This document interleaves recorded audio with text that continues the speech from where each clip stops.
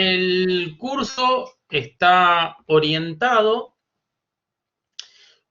o sea, para gente que algo programó en su vida, algo, no para expertos en programación, y para gente que en algún momento haya tenido algún tipo de background en álgebra y probabilidad estadística. Eso no quita que realmente haya habido gente que con dedicación intensa durante el primer módulo no haya podido saltar o cubrir el déficit de no tener esa formación, porque nosotros lo que es álgebra, probabilidad estadística y programación, lo vemos de cero. El tema es que vamos muy rápido. Ese es el tema. Es una parte intensa, es como para decir, bueno, de programación vamos a usar Python. No hace falta haber programado en Python, con haber programado en cualquier cosa se simplifican mucho las cosas. Hay gente que nunca programó y arrancó, pero ahí hay que poner mucha energía. En el caso de que nunca hayan programado o que no conozcan lo básico, lo súper básico de probabilidad estadística y estadística. Entonces, son las primeras 6 clases, o sea, las primeras 18 horas, son donde son formativas en probabilidad estadística, se ven conceptos básicos, se ve qué es una distribución de probabilidades, qué es un histograma, qué es la media, qué es la varianza y qué es el teorema de Bayes. Hasta ahí llegamos con probabilidad estadística y vemos Python súper básico, o sea, cómo arrancarlo, dónde guardar un proyecto de Python y qué es una variable y qué es un ciclo for y qué es un if y qué es un diccionario, qué es una lista y qué es un NumPy array. O sea, son como cosas muy, muy sencillas. Empezamos de cero, pero vamos rápido. Eso es la primera parte. Para cerrar la parte de laboratorio y de probabilidad y estadística, nosotros vemos algún ejemplo ya vinculado a Machine Learning, donde típicamente lo que vemos es algún tipo de clasificador bayesiano para mostrar cómo la probabilidad y estadística ya nos da herramientas de Machine Learning inmediatamente, que sirven para clasificar texto, que sirven para clasificar imágenes, que sirven para clasificar distintos tipos de datos que los vemos en la clase, pero ya ahí terminamos el laboratorio de probabilidad estadística con un pie en la puerta de Machine Learning con ejemplos claros sobre lo que vemos en programación y en probabilidad estadística para ya resolver algunos problemas. De más está decir que todo lo que vemos de probabilidad estadística y todo lo que vemos de programación, también la parte de pandas y algunas cosas que vemos de sklearn, etcétera, están fuertemente orientadas a Machine Learning. No es un curso de programación donde se ve programación genérica, sino es la aplicación de las herramientas de Python a Machine Learning. Yo no sé, Juli, si vos querés agregar algo con respecto al laboratorio. No, simplemente decir algo más general que tiene que ver con la estructura de las clases que son 3 horas, y después tenemos 1 hora, son 3 horas seguidas, digamos, con un intervalo en el medio, y después es 1 hora de lo que llamamos tutoría. Eso aplica durante toda la diplomatura, o sea, aplica al curso de probabilidad estadística y a todos los que vamos a continuar charlando. Y la idea de la tutoría es simplemente charlar cualquier cosa, cualquier duda que tengan de la presentación anterior o de las anteriores, digamos, y eso lo implementamos en la última iteración de la diplomatura y la verdad que viene funcionando muy bien. Y es libre, se generan discusiones, es opcional, pero digamos, obviamente recomendamos que asistan y en la práctica la mayor parte de la gente asiste y se generan discusiones muy, muy interesantes. Eso en cuanto a la estructura, digamos, general. En cuanto a cosas específicas del laboratorio, como dijo Carlos, creo que es importante recalcar que vamos rápido, que en muchas situaciones algunos nos han dicho, bueno, pero si yo ya sé algo de Python y sé algo, me lo puedo saltear, y con Carlos siempre recomendamos que no, porque la realidad es que son 6 clases, pero recontra intensivas, y viene bien pegarle un repaso a todo como para estar en la misma página cuando arrancamos después con el laboratorio. Otra de las herramientas que usamos que nos viene dando buenos resultados es Slack. Básicamente, lo que tiene interesante es un espacio de discusión entre los alumnos. De hecho, en la última iteración, el feedback que nos dieron los alumnos es que se han armado grupos, se han reunido fuera de los horarios para discutir temas o para resolver prácticos y demás. Eso, el uso del Slack, la verdad que también dio muy buenos De resultados. hecho, estuvo muy interesante en la última iteración de la diplomatura. A mí me pareció muy, muy interesante que hasta incluso formaron un emprendimiento, por la interacción del Slack terminaron formando un emprendimiento, un grupo de Claro, alumnos. sí, O sea, sí, sí, realmente sí. funciona y hay vínculo social y académico entre los alumnos mucho a través del Slack. Dio muy buenos resultados. Sí, Bien. sí. Bueno, tenemos Seguir el con las otras. laboratorio de Machine Learning después. En el laboratorio de Machine Learning, básicamente arrancamos ya con los conocimientos básicos de probabilidad y estadística y programación.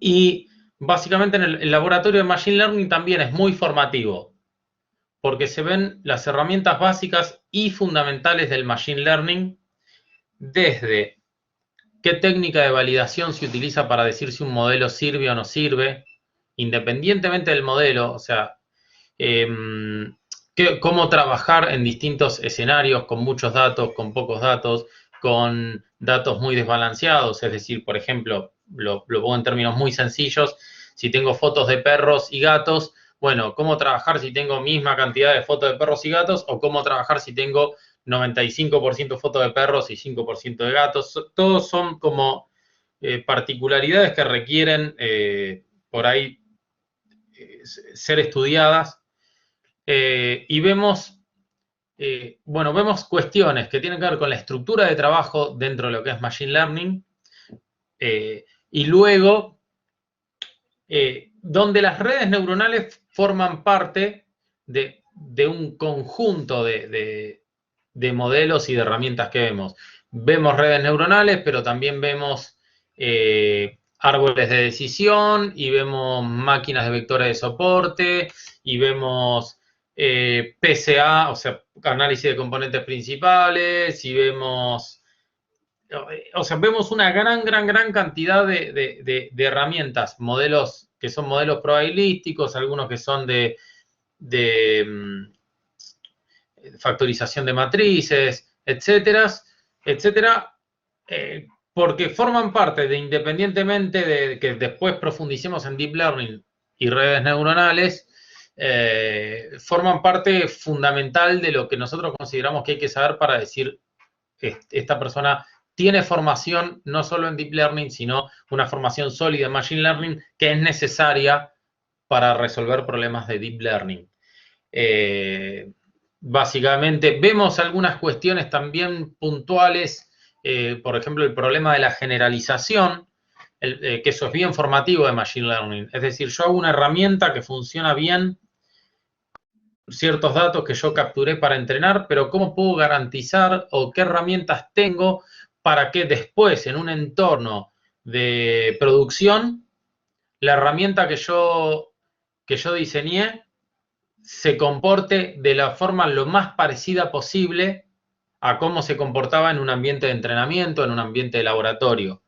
Entonces, bueno, ese tipo de cosas son las que que el comportamiento sea lo más cercano, y qué puedo hacer yo sobre mis modelos para que ese comportamiento sea lo más cercano posible. Bueno, muy gran variedad de herramientas, y redes neuronales como una de ellas, entrando en toda la problemática de Machine Learning, como herramientas de Machine Learning. Vemos No vemos redes neuronales muy profundas, porque las redes neuronales muy profundas tienen problemas muy particulares. Sí vemos los problemas particulares de las redes neuronales muy profundas, cuando vemos las redes neuronales en Machine Learning, y son las que nos van a dar pie estas dificultades particulares de las redes muy profundas, o lo que se llama Deep Learning, para después habilitarnos a los módulos siguientes, que son módulos de Deep Learning, donde estudiamos arquitecturas particulares que resuelven determinado tipo de problema y vemos cómo se solucionaron los problemas que intrínsecamente estudiamos que tienen las redes neuronales cuando son muy profundas. Juli, ¿algo más vos querés agregar de Machine Learning? Sí, sí, ahí Carlos preguntan, digamos, dicen las tutorías y demás, pruebas, ejercicios, se hacen con datos de internet tipo Kaggle. Ahí aclaramos un par de cositas. Todos los módulos tienen una estructura que son, cada semana se da un tema, luego de dar ese tema se dejan planteados dos tipos de ejercitaciones. La primera ejercitación es, llamamos revisión de conocimiento, son preguntas normalmente de multiple choice o de completar algún valor, pero que tienen que ver con preguntas teóricas. Y el segundo tipo de ejercitación es lo que llamamos un laboratorio, y trabajamos, dependiendo del módulo, con distintos tipos de laboratorios. La mayor parte de los laboratorios son, normalmente nosotros le dejamos una notebook, donde tiene que correrla, completar código faltante, y en función de completar el código faltante y hallar los resultados, completar lo que le pide lo que sería este laboratorio, que pide básicamente completar los resultados y analiza que han resuelto bien el problema. Ese es un tipo de laboratorio. Y hay otro tipo de laboratorio que no son tipo Kaggle, son Kaggle, digamos. Son competencias privadas en Kaggle, que armamos Carlos y yo principalmente, que bueno, lo que les pedimos es, para aprobar este módulo tienen que lograr un puntaje más grande de un determinado umbral, ¿no? Esa sería la metodología típicamente. A ver, ahí había otra pregunta. Hay muchas Cuanto a veces sí. que las competencias de Kaggle las pueden hacer en equipo, pueden compartir, o sea, no es una competencia feroz individual entre cada uno de ustedes, sino tratamos de fomentar mucho que se compartan soluciones, compartan ideas, y que incluso si quieren formar equipos para plantear las soluciones, que lo hagan. Y nos dio muy buenos resultados trabajar con competencias privadas de Kaggle. Bien, sí, y después hay otra pregunta bien interesante, que el tiempo de dedicación. Nosotros lo mínimo que recomendamos es, o sea, tengamos en cuenta que son 3 horas por semana de clase teórica, 1 hora de tutoría, que es opcional, pero recomendamos que la aprovechen. Y después, durante la semana, nosotros con Carlos digamos que como mínimo, tienen que tener 4 horas, ¿no, Carlos? Más o menos ese es el estimado Sí, de con 4 tiempo horas de siguen dedicación. bien la diplomatura. El tema es que nosotros les damos mucho material opcional. O sea, mucho material como, no opcional, sino como que hay mucho más para investigar si ustedes quieren. Con respecto a lo que es la aprobación, porque una cosa es aprobar la diplomatura y otra cosa es empezar complementario, exacto, empezar a tirar de ciertos ovillos que nosotros dejamos, donde muchas veces por ahí lo que nosotros recomendamos es que hay ciertas cosas esperen a por ahí que terminen el laboratorio, o que incluso que terminen toda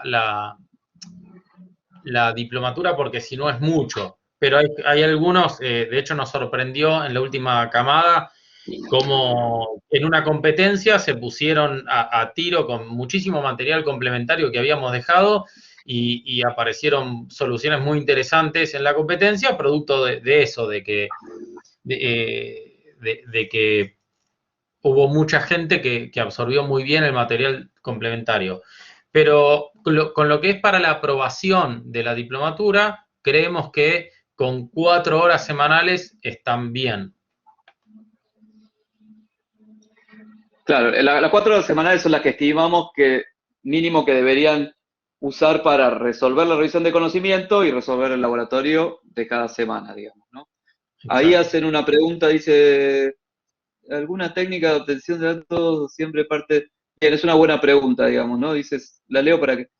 ¿Se usa alguna técnica para obtención de datos o siempre se parte de un set ya dado? En la mayor parte de los casos, nosotros le vamos a dar el data. Esto es una discusión interesante que hemos tenido varias veces con Carlos, digamos, que es, creo que todos los que, si alguno tiene experiencia en Machine Learning, sabrán que se puede decir normalmente que un 70-80% del tiempo es el acondicionamiento de los datos y el resto es realmente Machine Learning. La parte más pesada, lamentablemente, porque es la que menos nos gusta a casi todos, digamos, es el preprocesamiento. Nosotros vamos a dar algunas estrategias de preprocesamiento, sobre todo en algunas primeros laboratorios, pero la idea es, nosotros apuntamos mucho a estudiar distintos modelos. Toda la primera parte, en el laboratorio de Machine Learning, debemos ver mínimo 10 modelos diferentes, ¿no, Carlos? Porque desde árboles, de boosting, desde regresión logística, regresión lineal, digamos, Sí, redes sí. neuronales. Tranquilamente estamos viendo más de Más 10 todo lo que modelos, es no supervisado. más todo lo claro, más todo lo no supervisado. Entonces, hay una cuestión de decidir a qué apuntamos. Este curso no está apuntado a preprocesamiento, sino que está apuntado a entender cómo utilizar los modelos y cómo tunearlos, digamos, cómo ajustarlos. Como decía Carlos hace un ratito, digamos, y cómo medir realmente qué también están performando los modelos. No es un curso de preprocesamiento de datos, con lo cual eh, en la mayor parte de los casos, por supuesto que hay un par de semanas que nos dedicamos a hacer un EDA, digamos, un análisis de datos en general. En particular, hay un EDA bastante grande de lo que es el procesamiento de datos estructurados, digamos, datos que están en planillas de cálculo, digamos, que eso tiene una fuerte componente de pandas, y mostramos algunas estrategias que se utilizan, pero no está focalizado el curso en eso. Siempre recomendamos complementarlo con algún curso profundo, por ejemplo, de pandas, que sería una herramienta fundamental para trabajar todo ese tipo de cosas, digamos, ¿no? No sé, Carlos, si querés agregar algo respecto de Sí, eso.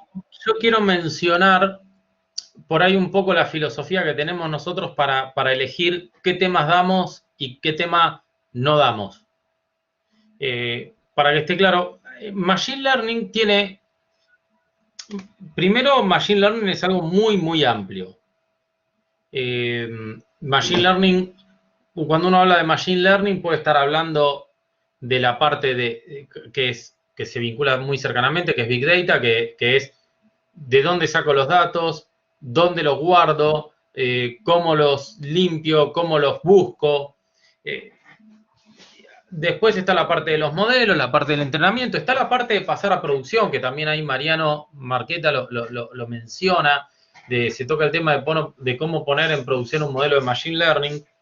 Nosotros, cuando encaramos la construcción del programa, y siempre antes de hacer una modificación, lo, lo, lo, lo que nos preguntamos es, en este punto, un alumno que está en este punto, con el material de referencia adecuado, ¿lo puede aprender a hacer solo en un par de horas?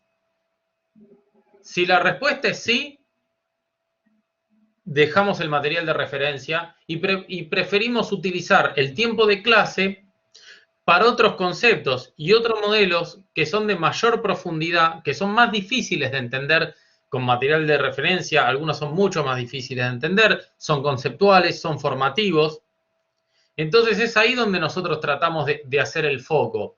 Por ejemplo, para la técnica de obtención de datos o de limpieza de datos, no hay, o sea, hay mucho realmente, pero ese mucho lo podemos poner incluso mientras que explicamos otra cosa. Por ejemplo, estamos explicando un problema, por ejemplo, de sentiment analysis. Sentiment analysis es leer oraciones y entender con respecto a distintos temas si esas oraciones o ese texto está hablando de forma positiva, negativa, neutra y cuantificar qué tan positivo o negativo está hablando con respecto a ese tema, un texto en particular. Por ejemplo, revisiones de celulares y analizar si está hablando bien de la pantalla o mal de la pantalla o mal de la batería o bien del celular completo. Son como, estamos, supongamos, con ese problema. Por ahí nosotros estamos leyendo los datos de ese problema y le hacemos una limpieza y explicamos qué limpieza le estamos haciendo, pero no es lo que estamos explicando. Lo que estamos explicando por ahí es el modelo que se podría utilizar para resolver ese problema. Y muchas veces hay muchos detalles, muchas cositas que, bueno, que se ven, pero no es donde ponemos el foco, porque si alguien de ustedes viene y nos dice, mira, tengo un problema con imágenes quiero hacer una detección de objetos y quiero hacer tal cosa y quiero capturar imágenes, por ahí nosotros los podemos referir rápidamente, de hecho cuando vemos detección de imágenes también lo hacemos, pero podemos referir rápidamente como para que ustedes tengan un material de lectura y digan, ah, ok, perfecto, para lo que es la captura de datos para resolver este problema, la limpieza de datos, se usó esto, se utilizó tal tipo de preprocesamiento, pero hay algún tipo de preprocesamiento que es súper conceptual y hay que entenderlo, ese lo explicamos. Pero el que pueden leer ustedes, sí, a partir de un blog que le pasemos, a partir de un capítulo de un libro que le pasemos o a partir de un video que le pasemos, eso tratamos de dejarlo afuera, porque no tiene sentido. Realmente hay cosas bastante complejas para ver que son muy difíciles de digerir solos y es ahí donde nosotros tratamos de meternos más. Juli, no sé si querés agregar algo de esto, me parece que es algo importante. No, bien, me parece que está súper claro el criterio como para que entiendan, digamos, qué no es la diplomatura, que me parece que es un buen punto. Tampoco nos metemos, para dejarlo eso bien en claro, en base de datos, ¿no? Porque también ahí hay una cuestión de, a veces uno puede decir, bueno, pero en realidad base de datos no es tan sencillo, digamos. El punto ahí es que siempre tenés que elegir algo, entonces, ¿qué base de datos vemos? Relacionales, SQL, de búsqueda tipo Elasticsearch, base de datos no relacionales tipo MongoDB, bueno, empieza a surgir infinidad de posibilidades. Y la Claro. base para bajar los datos dentro de una base de datos, que también creemos, como decía Carlos, que no es rocket science, digamos, se puede aprender relativamente rápido, digamos. Obviamente, profundizar bien en cualquier base de datos no es trivial, digamos, por supuesto, pero usarla de manera, Sí. digamos, desde el punto de vista de, bueno, hay gente de Data Science que esta formación ya está estructurada, guardada, y yo como profesional de Deep Learning lo que tengo que hacer es poder hacer un retrieve de la data, digamos, obtener la data, y eso sí me parece que es bastante trivial, como decía Carlos, independientemente del tipo de base que estén usando, ¿no? Digamos. Pero bueno, eso también lo aclaro, no nos metemos en todo lo que es, nada, base de datos, digamos, ¿no? O sea, los datos, puede ser que en algún momento les podamos dar algo que está en una base y que lo tienen que bajar, se puede dar eso, pero Claro, no de hecho específicamente. nos ha pasado en algún curso cuyo objetivo no era ver base de datos, pero les explicamos, bueno, le dejamos la base de datos acá, se consulta de esta forma y debemos haber tardado, no sé, en la consulta de base de datos, media hora en explicarlo, no más que eso. Claro. Chicos, ¿les Entonces, bueno, parece si eso. avanzamos en lo que sí contempla la certificación? Porque todavía quedan bastante contenido por compartir y de Sí, última, si no, quiero respondemos después responder la pregunta de Lautaro González, que es muy importante, que no lo dijimos. Que Lautaro González pregunta, ¿qué bibliografía teórica usan? Material en PDF, libros. Mira, Lautaro, nosotros manejamos conocimiento en estos niveles, o sea, sí, conocimiento registro en estos niveles. Primero, videos. Tratamos de compartir muchos videos, algunos son nuestros, algunos son de otros que están en YouTube tratamos de compartir muy buenos videos que expliquen conceptos para que les queden. También tratamos de compartir buenos blogs. Libros, hay algunos libros, o sea, porque libros tenés de Machine Learning clásico, está el de Bishop, que es excelente, es un gran libro, y para Deep Learning tenés el libro de Ian Goodfellow, que también es excelente, y nosotros los damos como referencia para que, en definitiva, si quieren ver la parte teórica en detalle, pueden consultarlo ahí y se entienden, no es que no se entienden. Y en última instancia también muchas veces vamos a los papers de referencia.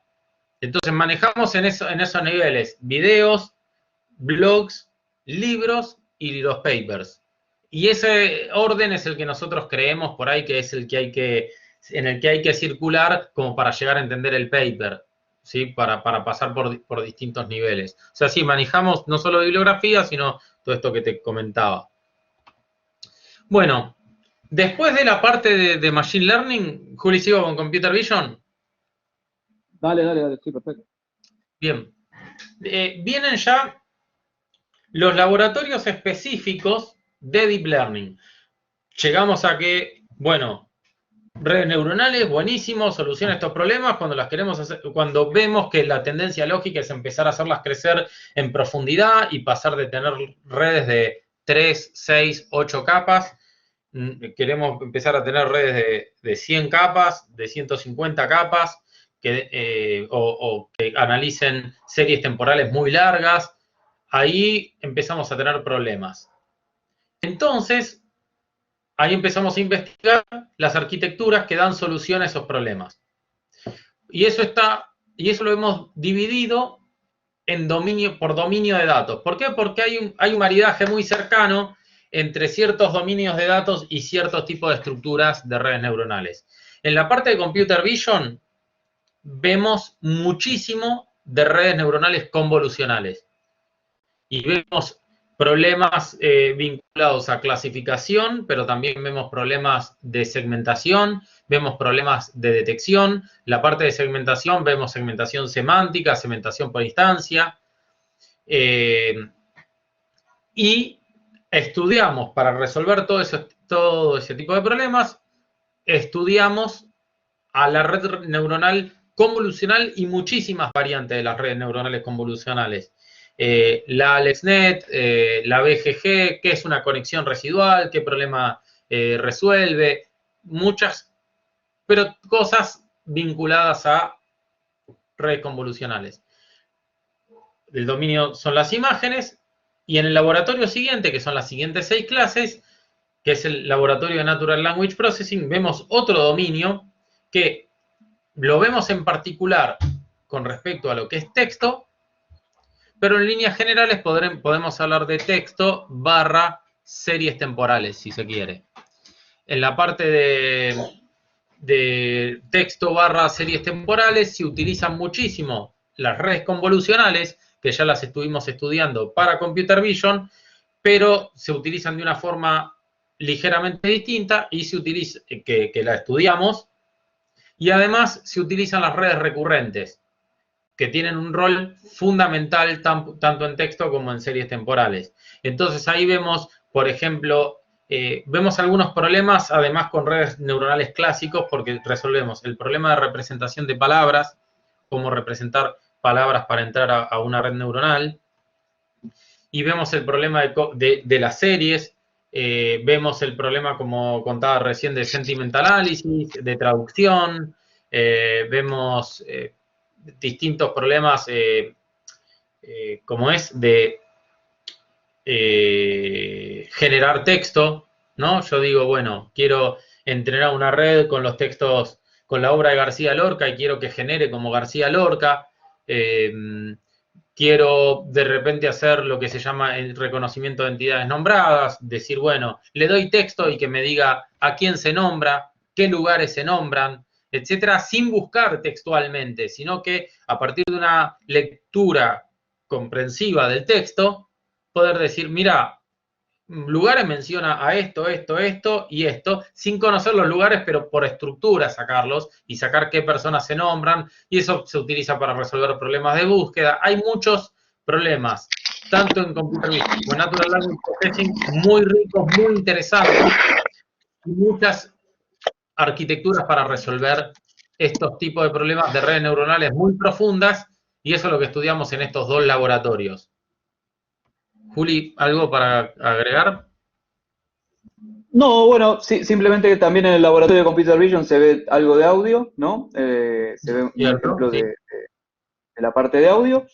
Y después en NLP también sobre el final algo de attention y técnicas del estilo GPT-3 y ese tipo de cosas, ¿no? Exactamente, sí. Sí, se me había pasado decir eso. Sí. Buenísimo. Hacia el final de NLP vemos, del laboratorio de NLP, vemos técnicas de attention y tipo GPT-3. Ahí Leandro pregunta, al terminar la diplomatura, ¿quedaríamos en condiciones de empezar a trabajar en proyectos de Machine Learning, Deep Learning? Sí, hay muchos alumnos. De hecho, en el video institucional que se acaba de mostrar hace un rato, tienen testimonios de algunos alumnos que cursaron la diplomatura y están trabajando en eso. Algunos están trabajando freelance, algunos están trabajando en empresa y algunos han empezado proyectos propios. O sea, podría entrar una recurrente para que... De hecho, Ariel, que es el que aparece, está acusando por la segunda iteración de la diplomatura también. En realidad él hizo antes, esto empezó siendo solo el laboratorio de Machine Learning. Él hizo el laboratorio de Machine Learning y cuando se extendió a la diplomatura, donde se agregó el laboratorio de Computer Vision, que estaba, pero estaba todo mucho más compacto, se volvió a notar y dijo, bueno, si está más explayado lo quiero volver a hacer, pero el laboratorio de Machine Learning ya le sirvió para arrancar un emprendimiento propio. Bien. O sea, podría entrar una recurrente para que Simón le explique un autor, entendí mal. Sí, exacto, es eso. Es eso, Mariano. A ver, nosotros vemos los fundamentos, vemos qué herramientas se podrían usar y mostramos algunos ejemplos. Después hay mucha discusión. Eso lo vemos todo bajo un tópico que se llama modelo de lenguaje. ¿No? Cuando vemos modelo de lenguaje, vemos las distintas técnicas que hay como para poder generar eso. Eugenio, ¿se puede ver algo de los proyectos anteriores para ver hasta dónde llegan? Con los proyectos anteriores, no sé a qué se refiere. Eugenio, ¿te referís a los proyectos que se realizan durante la materia? ¿Durante la diplomatura?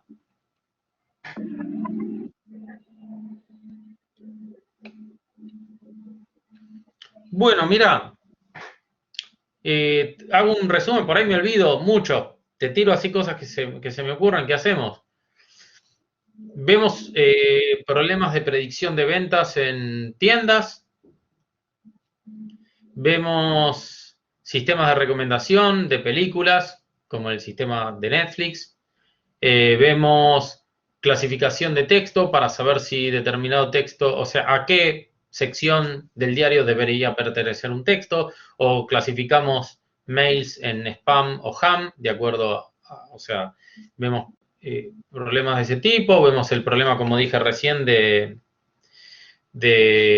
modelos de lenguaje, donde generamos texto, vemos problemas de traducción, vemos problemas de clasificación de imágenes, vemos problemas de segmentación. Segmentar es, a partir de imágenes, decir, bueno, en esta zona hay una persona, en esta zona hay un auto, en esta zona hay un cartel. Segmentar es básicamente de una imagen decir a qué objeto pertenece cada uno de los píxeles.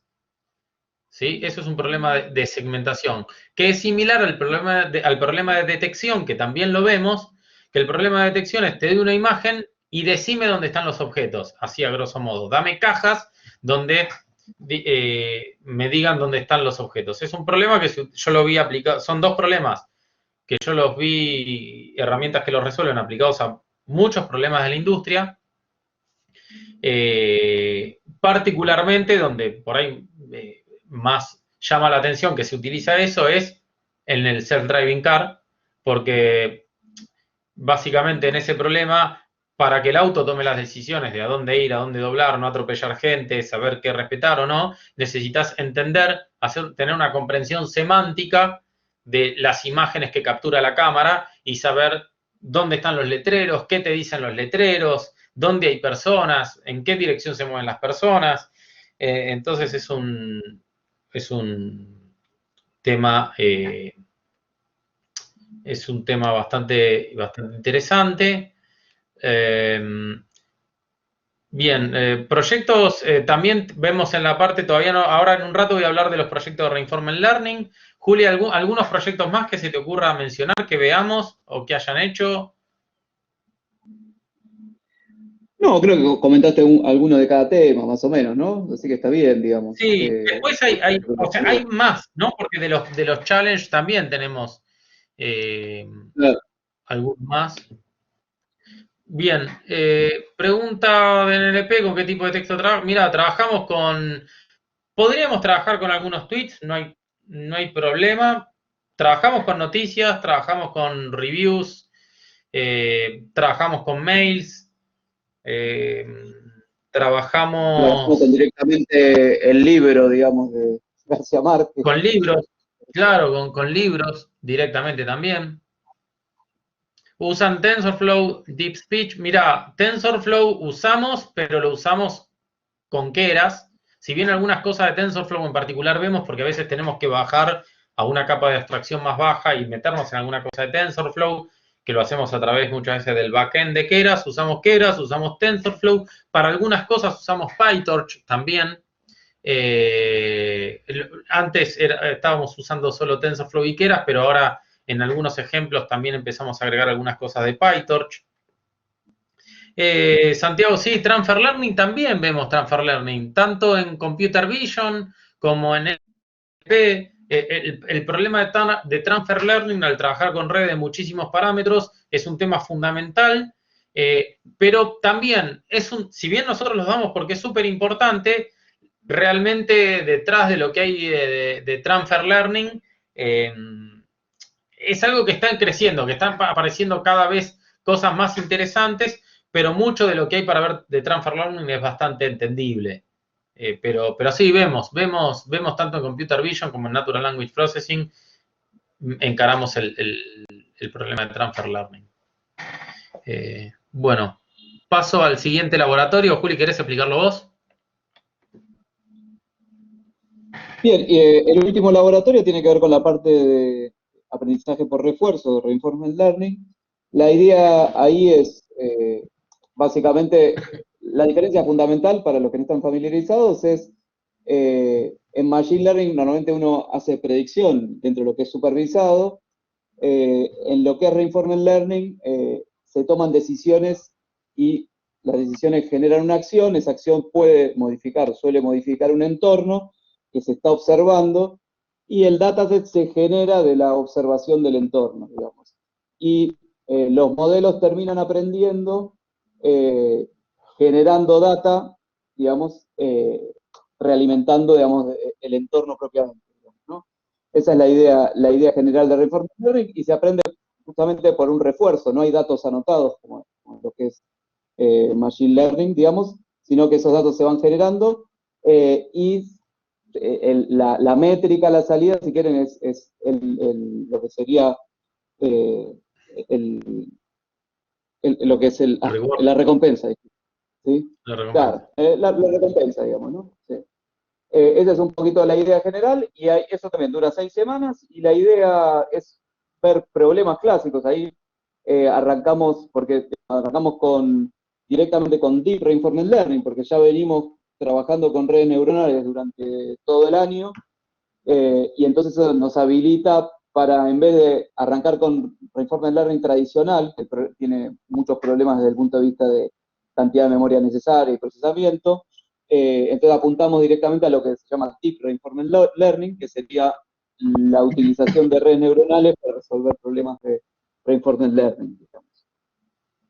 No incluimos el tema de redes adversarias en Reinforcement Learning. Todo lo que es GANs y ese tipo de técnicas no están incluidas en el programa, digamos. Tenemos muchas ganas de incluirlo, pero no sabemos cómo, con Carlos, en qué momento. No sabemos en qué momento, en qué momento físico. Nosotros justo estamos justo ahora trabajando en la industria con algunas cositas de Variational Autoencoders y GANs, pero lamentablemente no tenemos tiempo físico en la diplomatura como para incorporar esos conocimientos.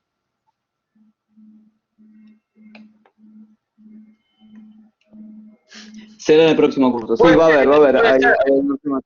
Puede ser, sí. O sea, la parte de autoencoders y de variational autoencoders, ya de eso algo hay. Nos faltaría por ahí el próximo pasito, que es agregar la parte de GANs.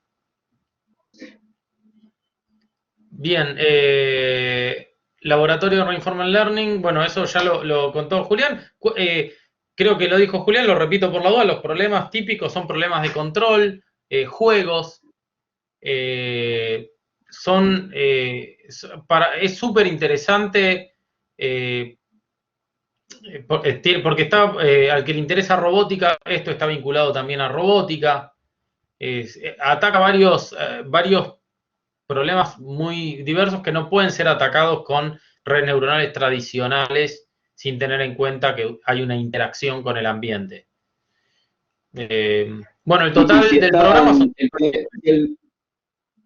Perdón, si el fin de semana están aburridos y tienen Netflix, vean el documental de AlphaGo, que es súper interesante y les da una idea de uno de los problemas de Reinforcement Learning.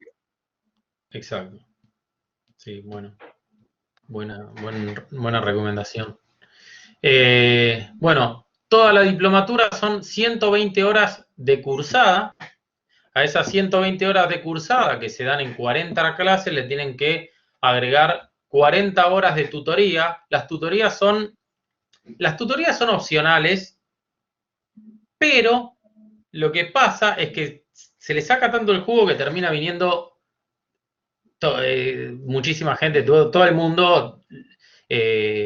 Ahora van a decir bien los horarios y todo eso, pero además de las 120 horas de tutorías, están las 120 horas de curso. Tengan en cuenta que están las 40 horas de tutoría, que son súper importantes. ¿Las clases se graban? Sí, las clases se graban. Se graban y se dejan subidas.